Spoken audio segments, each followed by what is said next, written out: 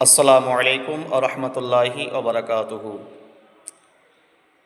আল্লাহ রসুলের মহাব্বত কাকে বলে? আল্লাহ রসুলের দিবানা কাকে বলে? আল্লাহ রসুলের প্রেমিক কাকে বলে? একবার হজরতে আবদুল্লাহ ইবনে উমার রাদি আল্লাহ তালা আনহুমার একটা ছোট্ট ওয়াকেয়া শুনলে বুঝতে পারবেন।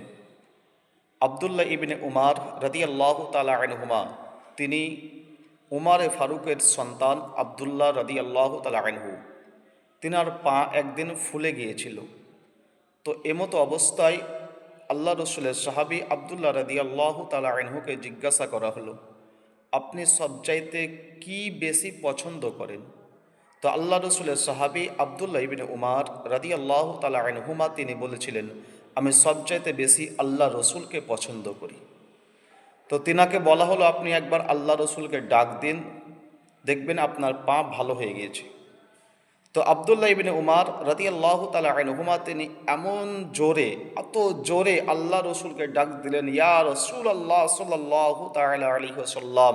তো যখনই ডাক দিলেন, ডাকার সঙ্গে সঙ্গে আবদুল্লাহ ইবনে উমার রাদিয়াল্লাহু তাআলা আনহুর পা ভালো হয়ে গেল।